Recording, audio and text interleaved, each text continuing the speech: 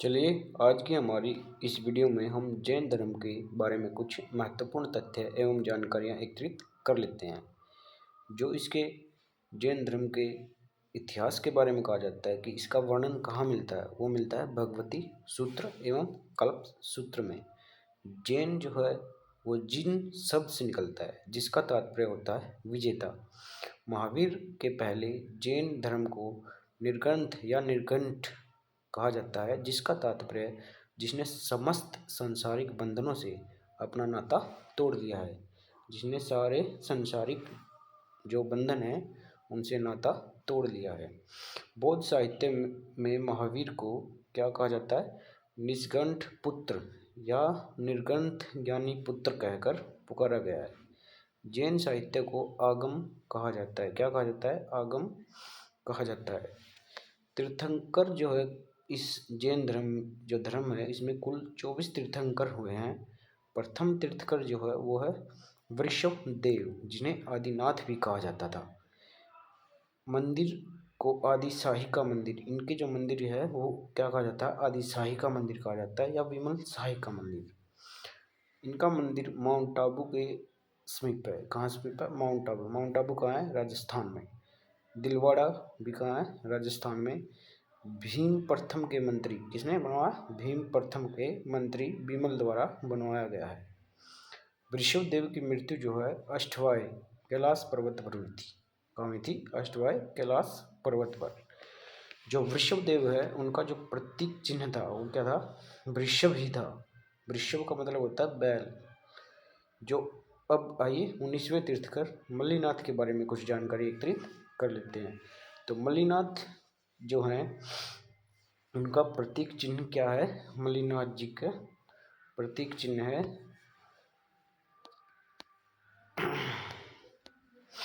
वो है प्रतीक चिन्ह है कलश। क्या रहेगा? कलश। कलश रहेगा इनका प्रतीक चिन्ह।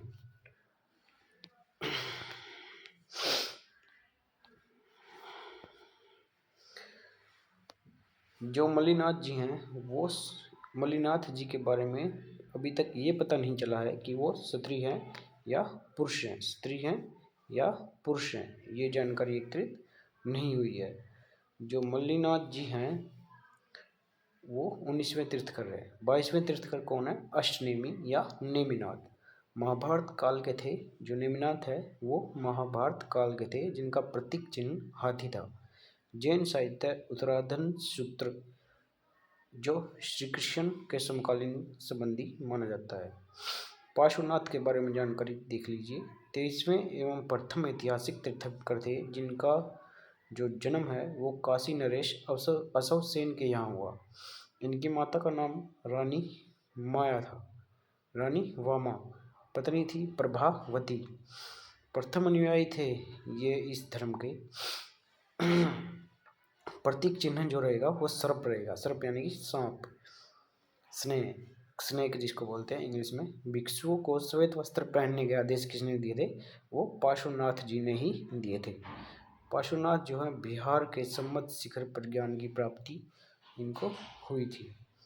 पंच महाभारतों में 4 का प्रतिपादन इनके द्वारा किया गया था। जो पहला है वो है अहिंसा, दूसरा है अमृष्या यानी कि सत्य, तीसरा है अचौर्य या असत्य यानी कि चोरी न करना, अपरिग्रह यानी कि संग्रह न करना। अहिंसा का तो आपको पता ही होगा कि मारपीट इत्यादि न करना। 5वां महाभारत जो ब्रह्मचर्य है वो महावीर स्वामी द्वारा जोड़ा गया था बाद में। जो ये पहले 4 हैं वो किसके द्वारा दिए गए थे? पार्श्वनाथ के द्वारा दिए गए थे। और 5वां जो है वो महावीर स्वामी के द्वारा जोड़ा गया था। चलिए अब महावीर स्वामी के बारे में कुछ जान लेते हैं। महावीर जो हैं 24वें व अंतिम तीर्थंकर हैं। जैन धर्म के वास्तविक संस्थापक इन्हीं को माना जाता है। इनका जन्म जो है 540 ईसा पूर्व वैशाली के कुंडग्राम में हुआ था। इनके पिता का नाम सिद्धार्थ, माता का नाम त्रिशला थे। त्रिशला था। सिद्धार्थ जो थे वो वज्जी महाजनपद के ज्ञातक गण के मुखिया थे, यानी कि जातक भी बोला जाता है और ज्ञातक भी बोला जाता है। माता जो थी वह त्रिशला थी और वैशाली के लिच्छवी नरेश जो वैशाली के लिच्छवी नरेश थे चेटक, उनकी ये बहन थी। पत्नी जो थी वो यशोदा नाम से जानी जाती हैं और पुत्री अनुजा प्रियदर्शना। दामाद जो था इनका एक ही पुत्री थी और उसके पति का क्या नाम था, जमाली, जो बाद में चलकर महावीर का प्रथम शिष्य भी बनता है। बड़े भाई नंदीवर्धन से आज्ञा लेकर 30 वर्ष की आयु में इन्होंने गृह त्याग कर दिया था और 12 वर्ष की कठोर तपस्या के बाद अंग देश में, जो अब कहाँ है, अंग देश पश्चिम बंगाल में है, वहाँ पर इनको जो है रिजुपालिका नदी या रिजुवालिया नदी के किनारे साल वृक्ष के नीचे ज्ञान की प्राप्ति होती है। यह वर्णन किसमें मिलता है, अचारांग सूत्र में मिलता है। ज्ञान प्राप्ति के बाद जिन या विजेता कहलाए थे। प्रथम उपदेश इन्होंने दिया था राजगृह के राजकुमार को, जिसे भोज कुमार कहते हैं, विपुलावल पर्वत पर। प्रचार प्रसार की भाषा जो थी इनकी वो अर्धमागधी या प्रकृत भाषा थी।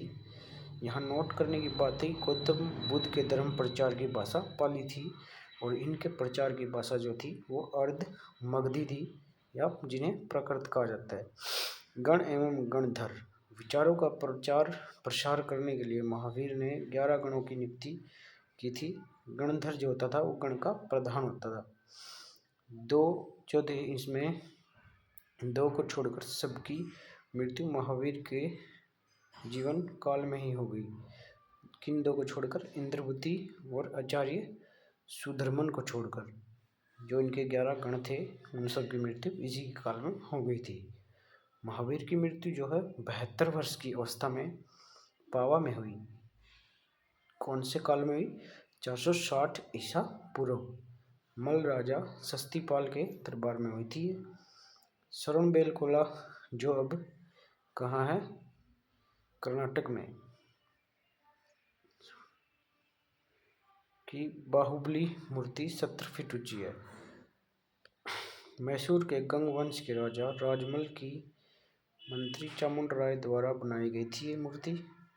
इसे गोमेश्वर की मूर्ति भी कहा जाता है। उसके बाद जो है 2 बौद्ध संगतियाँ होती हैं। प्रथम बौद्ध संगति पाटलिपुत्र या कसुमपुर में होती है, जिसका आयोजन वर्ष है 300 ईसा पूर्व के आसपास। अध्यक्ष हैं स्थूलभद्र, शासक है चंद्रगुप्त मौर्य के दरबार में। परिणाम क्या होता है कि जैन धर्म श्वेतांबर और दिगंबर में विभाजित हो जाता है। द्वितीय जो जैन संगति हुई है वो वल्लभी में हुई है, जो 512 ईस्वी में हुई है। किसके अध्यक्ष में हुई है, देवाधिगम या क्षमाभ्रमण। ध्रुवसेन प्रथम के शासन में ये हुई थी और अनेक उपांक और साहित्य की रचना यहाँ हुई थी। श्वेतांबर का नेतृत्व जो है स्थूलभद्र यानी जो जैन धर्म वो 2 शाखाओं में बट गया था। एक थे श्वेतांबर, दूसरा था दिगंबर। जो श्वेतांबर थे वो स्थूलभद्र के अनुयायी थे और दिगंबर थे वो भद्रबाहु के अनुयायी थे। इन्हें कहा जाता है बीजपंथी, धेरापंथी या ताशबंदी। जबकि भद्रबाहु के जो शिष्य थे उन्हें पुजेरा, डंडिया, धेरापंथी कहा जाता था। जैन धर्म में सबसे प्राचीन शिक्षा 14 पूर्व मानी जाती थी, जिसे स्थूलभद्र ने भद्रबाहु से सीखा था। जैन धर्म के 5 ज्ञान है, मति, वृत्ति, अवधि, मनप्राय, और जैन धर्म के सिद्धांत है स्यादवाद और अनेकतावाद।